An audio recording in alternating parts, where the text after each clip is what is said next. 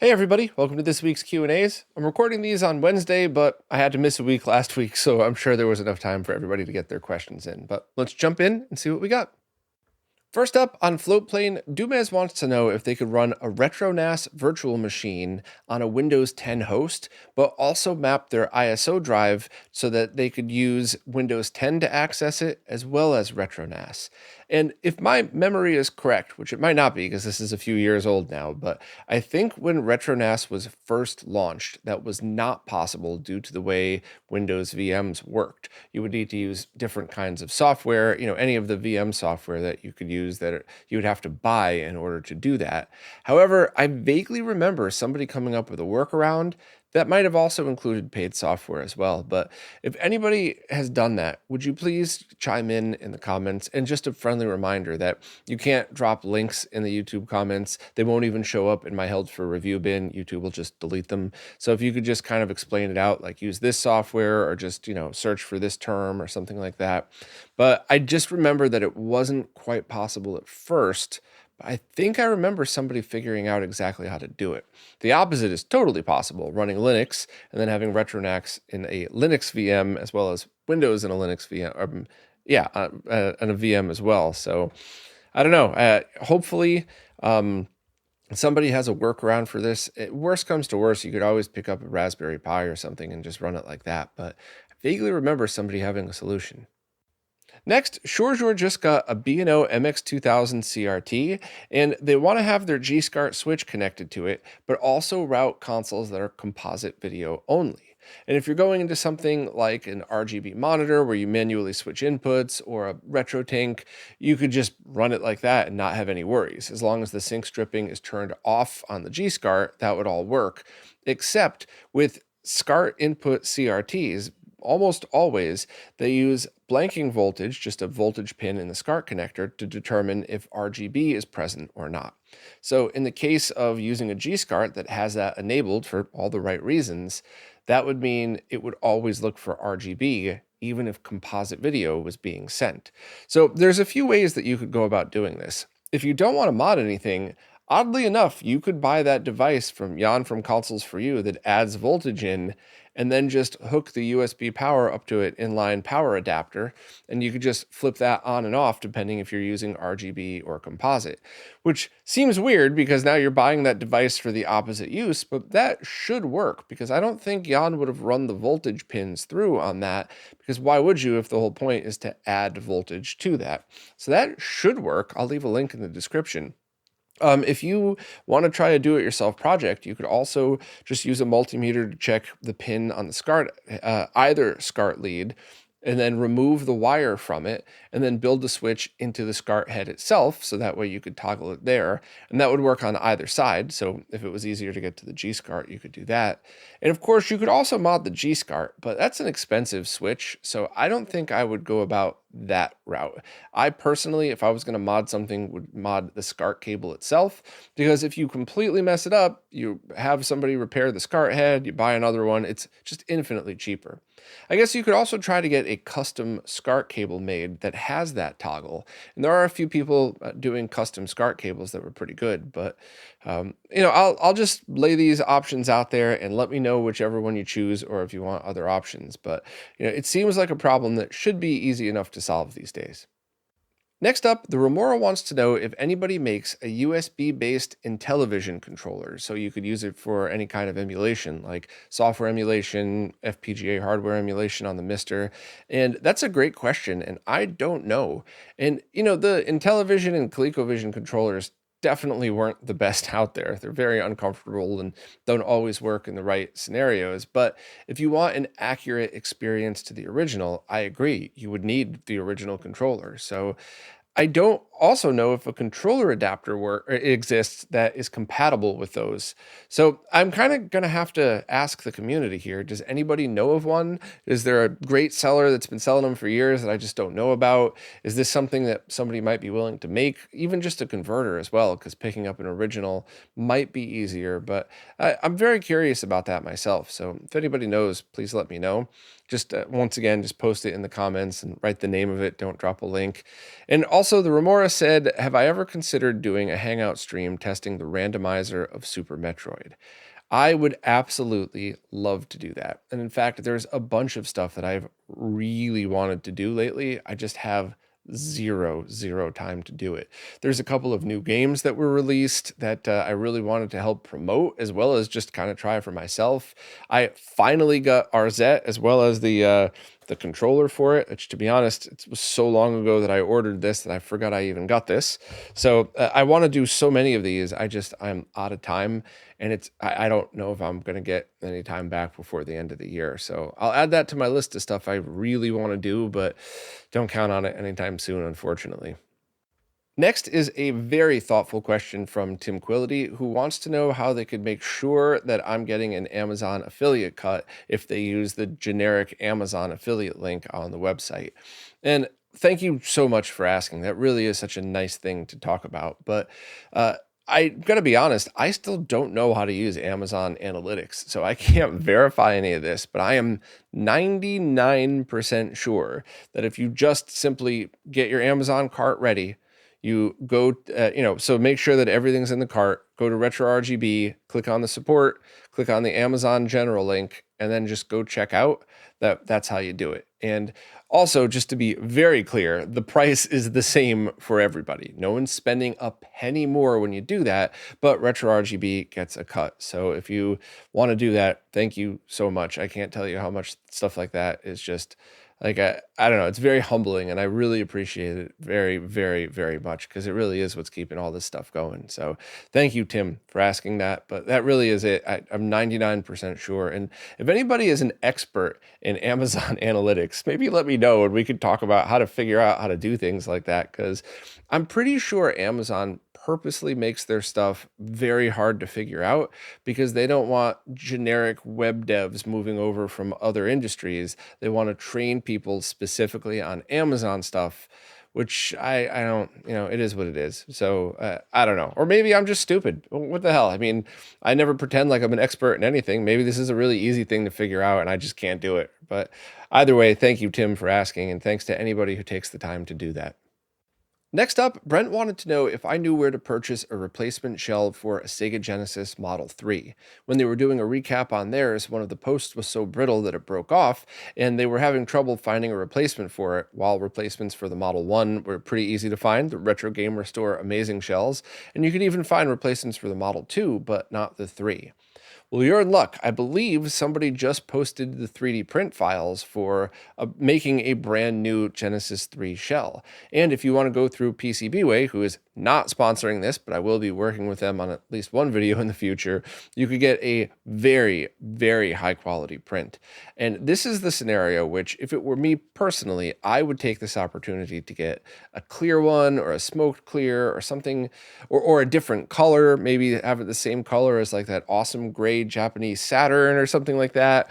But that's kind of the excuse that I would use to do that, because I generally like to keep all original stuff of mine until it breaks, and then it's just whatever, whatever goes at that point. So I will leave a link to the social media post that I saw talking about it, and hopefully you could just go up on PCBWay and order one. They're not cheap if you want them to print it, but the quality is insane. Like, you would have to, how like with 3D prints, if you were, an arm's length away, you might still be able to tell that it was a 3D print, but it's good quality.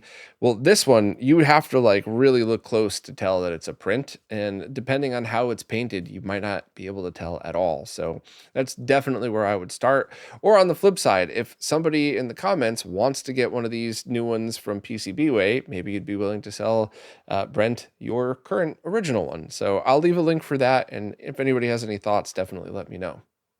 Next up, K2 has a Sony BVM 20F1 that they've had for over a decade. Awesome monitor, by the way. And today, for the first time, they noticed their overload light blink on for a moment during an all-white splash screen during the intro attract screen with an arcade board they're running on it. If you blink and you'd miss it. They assume this has to do with brightness or voltage. How concerned do I think they should be? They're running this with a SCART cable and a supergun, a Sigma AV7000 supergun.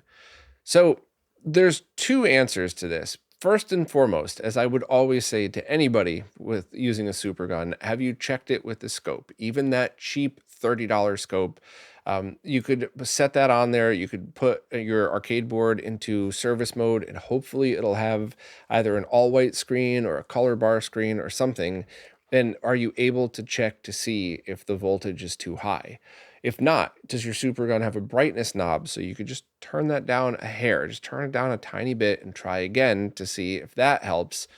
And that's always what I would start with superguns, because even the best superguns on the planet, if you turn the brightness knobs up too high, you could send too high voltage. And the best ones out there have protection on it, but nothing's ever perfect. So that's always my first suggestion. But the next question, or the next thing to mention is, are you sure this has never happened before? Because if it's never happened before and it's just starting now with the same arcade board, the same setup, that's an indication that at least one of the boards in your BVM is going to need recapping at some point. You could reach out to Steve from RetroTech, of course, if you want to send the boards in or something like that, which is a huge advantage of a BVM. You know, anytime you have precision equipment, whether it's a Lamborghini or a BVM, you're going to need more maintenance. There's more stuff. But one of the advantages is that you could just remove the boards fairly easily, and you could ship those over without shipping the entire CRT. So that's kind of where I would start with this and kind of see where you'd want to go. I'll leave a link to that really cheap scope if you want one just for the heck of it. But if it's never done this before, it's probably the monitor. If it has done this before and maybe you didn't notice, it could be the supergun. But I would just check, because that's an amazing monitor. And if the tube itself is in good condition, you want to make sure that thing lasts as long as possible. So I'll leave a link to the cheap scope. I think it's $35 or something like that. And, if you find that everything is okay and it's the monitor, I would definitely reach out to Steve via his Patreon. Next up, Zabernaki is getting ready to attempt a component video mod on their Sony KV27V42. Most of the blanking that they've seen happens via a MUX board, which they weren't planning to use because they're not including a SCART connection. So their question is, can they have blanking happen automatically in the unit, or is an externally installed switch of some sort always required to blank? Thanks in advance for any guidance. So I'm not sure. I've never done a component video mod to a CRT before, and I'm definitely not an expert on that either. I've never claimed to be. I always have friends that are experts in that I just tag along, tucking on their shirt tails, but I am not personally an expert in those. My guess is that you would need something in order for that board to know that the signal's going to it. And with RGB, that's when you have the blanking voltage on the SCART cable, so that's kind of an easy way to do it. But if you're talking about component video, maybe there's some kind of auto detection that's built in. So if it sees voltage on red or something like that, it would switch over, but you might have to install a switch. For me personally, the way I want my TV modded, which I'm working with Steve from RetroTech now to do this, I want the switch, because when the switch is off, I want that input to be composite video. So it's composite video over SCART. And then when the switch is on, I want that same input to be RGB using the composite as the sync pin. So it's got to be up to you, but my guess is that you would need some kind of switch on there, but you should definitely reach out to an expert, because I am just guessing here.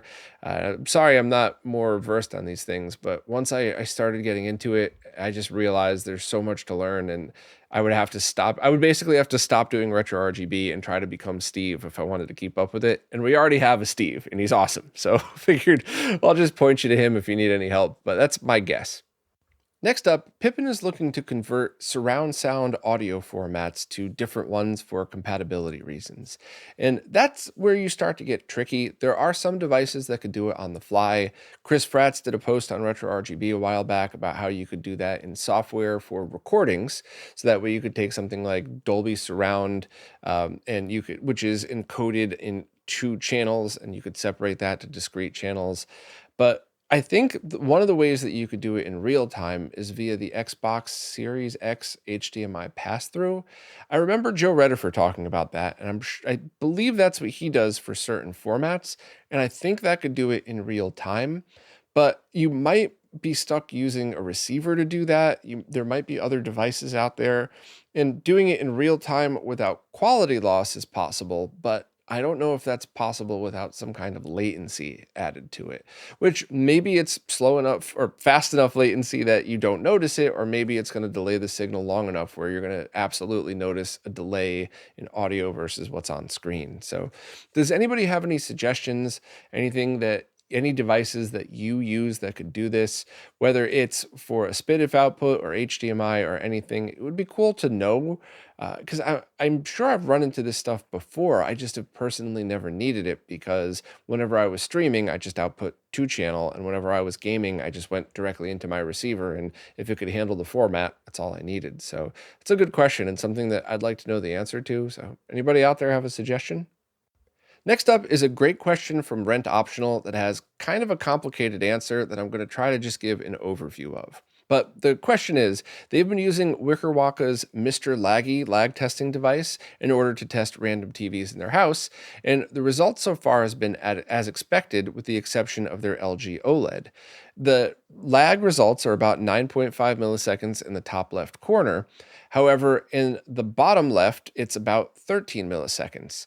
So that means it starts 9 milliseconds slower than a CRT, but ends only 2 milliseconds after. So does that mean it's only 2 milliseconds more latency than a CRT? And here's where you get into human perception and persistence of vision, blurring, and all of the stuff that I word vomit about all the time. And it's really hard to describe without getting into an incredibly detailed video with slow motion cameras and all of that stuff. But generally speaking, I personally, for all of the uses in the retro gaming community, like to measure latency exactly as you do in the top left corner, because when the image starts drawing on a CRT, that is 0 latency. So I would count that TV as 9.5 milliseconds of input lag. However, in my mostly subjective testing with pro gamers, I've found that if you have an LG OLED with 9.5, or any OLED, I shouldn't say LG, but 9.5 milliseconds of input latency, and you have a cheap, crappy LCD panel with 3 milliseconds of input latency, the OLED is going to feel faster. And it might be that it's able to draw the entire image fast enough, but my guess is that what's happening is blurring and sample and hold technology and your persistence of vision. So a CRT draws one line at a time with a single beam of light from left to right. So by the time the bottom lines are being drawn, the top of the CRT is basically black, and it's your persistence of vision that allows you to see an entire frame on screen. But because of that, there's basically no motion blur when you're playing games at 60 frames a second, and that's why it's so smooth on a CRT. Whereas sample and hold technology like OLED and LCD draw the image, and then they hold it for an entire frame, and then they start immediately drawing the other image. So there's no black space in between, which is why BFI, black frame insertion, is such a benefit, and why when you're using it with something like the Tink 4K, it might add some latency, but it almost feels like it doesn't, because you have that blanking space. So each frame doesn't blend into each other as much. There's less motion blur. If I'm explaining this wrong, please chime in. I'm trying my best to get it right, but I always want to learn better ways to articulate this to people without a good example in front of you. So I think the more important thing, once again, this is 100% opinion. So if you think I'm wrong, by all means chime in. But I think the more important thing to think about in your scenario is the OLED technology is going to be better because of the backlight and because of the way the motion blur works on an OLED display versus a cheap, crappy LCD panel. Now, if you want to get into high-end LCD versus OLED, that's a little over my head. I would rather see Vincent Teo do a video on that from HDTV Test. But when you're talking about stuff like that, I think that it's more important to realize that the panel that you have is definitely less than a frame of latency. It's a very high quality panel. And if you want to run the Tink 4K in 120 Hertz mode, or if you want to try the BFI, I think the CX still has really good BFI built into it. Then you might even be able to run it in 4K with BFI on and have yourself a really, really smooth image. So I'd love to hear other people's thoughts on this. I'm borderline expert on this because I'm nowhere near somebody like Vincent or the crew at Ratings. But I mean, I've been deep into this for well over a decade and have been talking to some of the smartest people out there and working with pro gamers, working with people who actually understand what this is. And also just trying it myself because I am pretty sensitive to latency. And that's definitely what I found. And I even have that 2016 OLED behind me has like 2.5 frames of latency, something like that. And because the technology, OLED technology, is so good, oftentimes I'll start playing a game not in game mode and go, something feels a little off. And then oh, wait, and I'll flip it into game mode. Whereas if that was the cheap, crappy LCD TV that I have up, in my bedroom, then it would be immediately like, oh, this thing is definitely not in game mode. So I think OLED technology at the moment, or higher end LCDs, are probably so good that as long as they're in game mode, I wouldn't really nitpick about stuff like that. But I love the conversation. I love the question. And maybe, I mean, I'd love to sit down with like Vincent T.O. and maybe Mark from Blurbusters. And even if we just did an online chat or something, I think would be really great to go over all of that. And that's definitely another resource you're very much going to want to go through is Blurbusters, because Mark has done insanely good work and showing and demonstrating all of this stuff. So I would definitely go there and kind of read through if you're interested. But that is my very long, wordy answer that ends in, I don't know, but OLED's awesome. So sorry, Rent. Charles Madeir has two questions. First, how can they get an RGB signal out of a PAL PS3 that is beyond 240p or 480i? So I have never even used a PAL PS3 before, but I could tell you with certainty that on my NTSC PlayStation 3, if you use an RGB SCART cable, you could enable sync on green exactly like with the PlayStation 2, and as long as your device could support that, or if you use a converter that can convert it to RGBS, you could then take your PlayStation 3 and output up to 480p only via RGB SCART. And you would still just need a way to do that because it's RGSB, not RGBS. So you would need something that could either handle that signal or extract sync from the green line. I need to update the PlayStation 3 page on RetroRGB to discuss that, but sync on green is weird, and the only time you will ever run into it in retro gaming is PlayStation 2 and 3 via SCART. In almost all cases, it's better to just run component video, even if you're running component video over a SCART cable, because it's just sending YPbPr to the red, green, and blue. So blue, green, and red, or whatever, it matches up. So if you're using something like a G-SCART that could extract RGSB and convert it to RGBS, if you're using an Extron device, if you're using a Sony monitor who just handle it natively, then you could do that. But in almost every other case, I would use component video. The next question is about VGA, and they want to know what signals it could support. So if you're simply talking about the D-sub connector that you see on VGA cables, you could send anything through that. Because don't remember, geez, sharp today, aren't I? Don't forget that pass-through cables like that, cables with no components in them, they just have a connector on each side, simply move the signals from one side to another. They don't change anything, there's no circuitry in there. So you could put composite video through it as long as both ends are able to convert the connectors to go wherever you want to go.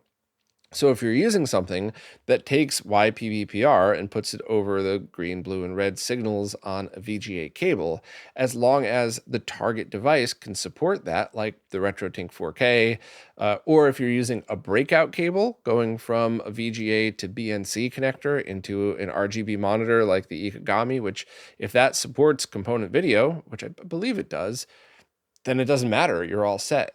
And in fact, in many of these setups that I talk about, whether it's an Extron crosspoint or any switches that are compatible with multiple signals, I often talk about doing exactly that. So when I had my crosspoint set up here for like the 2 days I had it before I tore it all down, it was feeding everything through a D-sub connector, which I then connected directly to my RetroTink 4K's VGA input. And all I had to do was use the remote to switch the input to VGA and which signal it was. So when you're thinking about cables, you just need to know, are there any components or circuitry in the cables, or is it just pass through? And if that's the case, you could use any cable as long as the ends match whatever you're sending it to. If you're thinking about signals, that's something different. Sending a VGA signal, which is encoded in that, to a component video target, or if you're sending RGB HV, which is the standard for VGA, to something that supports RGBS, you would at the very least need to convert the sync line, convert HV to S. So I know this stuff is incredibly confusing, so I hopefully maybe made it a little bit easier, but if you have any more questions, please let me know and I'll try to elaborate on that. But for your PS3, I would absolutely suggest just going to component video, because that way you could also access 720p, 1080i, and 1080p as well. Next, Ali is looking for some tips to improve their SCART setup. First, the cables are kind of tightly managed, so they aren't as secure as they would want them to be. And unless you have something with screw down connectors, which most don't, then you would probably be better off using something like painter's tape, which is ridiculous. I know people are already rolling their eyes and probably angrily typing in the comments as I say that, but I also love the fact that you could wrap it around a couple of times. It should hold your SCART cable in place decently, but when you're done, you just tear it off and it doesn't leave as much goop as your average tape would. And it's by no means a permanent solution. So I definitely would start with something easy like that. Even though it's ugly and ridiculous, it's cheap and fully reversible. So completely feel free to laugh at me for saying that, but it also kind of works. If you knew for whatever reason that, you were never going to change the setup, which doesn't exist, by the way, trust me, you're going to change it. You could epoxy it in or something, or you could try to hot glue it in, but that might not be strong enough to hold it. And you might end up just creating more problems, because then you're going to have to use some isopropyl to get the hot glue off, whereas you just rip the painter's tape when you're done. So that's a ridiculous suggestion, but it's definitely what I would do first, just to kind of go from there. Next, they're looking for a way to streamline it so they don't have to unplug and replug cables when they want to switch between either a RGB to component video converter or just direct into their display. And that is a really good excuse to get a cheap push button switch, something like the retro gaming cables 6-to-1 or something like that, or because I think that one could go in multiple directions, because essentially it's just a manual pinout connector.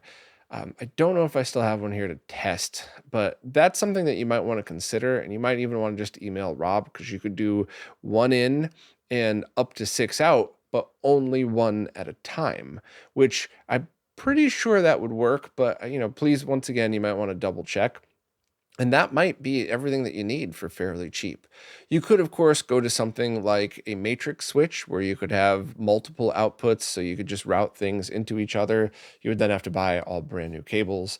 Or you could wait to see what Arthurmix's switch is going to be like, which I think it's going to be pretty amazing, and it'll allow you to do multiple outputs, routing, and really, I don't want to spoil too much, but hopefully there's going to be a very deep dive video showing this stuff off soon. So I would say if you want a cheap solution that would probably work, look into that retro gaming cables one and see if you could use it as 1 in, 6 out, 1 at a time, obviously, or if there's some kind of block. I'm pretty sure it would work like that. Pretty sure when you do manual switches like that, really try to keep it together today, huh? When you have a manual push button switch, it is literally just pushing the connectors together to match the in and out. So I think that would work, or just look into more complicated solutions, or just kind of wait. But yeah, once again, feel free to point and laugh about the painter's tape, but I have a feeling it might work for any connections that are loose. Well, that's it for this time. Once again, sorry for missing last week, but if I ever have a choice between skipping it and having to rush through it, I'd always rather skip it, because I want these to be genuine, and I want them to feel like you and I are just hanging out somewhere together, talking nerd stuff and having fun. I certainly don't ever want you to feel like I'm not taking a question seriously, even though very often I don't know the answer. I always just try to be just laid back and transparent about all this stuff. But anyway, any questions at all that you have, feel free to ask wherever it is that you support in the latest Q&A post, because the way the services work, I can't really figure out what's a new question on an old post. Plus, I like just scrolling through and just kind of being laid back about it. So not sure if I'm going to have to miss a couple more in the next few months, but I'm definitely going to try not to, because I do very much enjoy doing these. But anyway, as always, thank you very much, and I'll see you next week.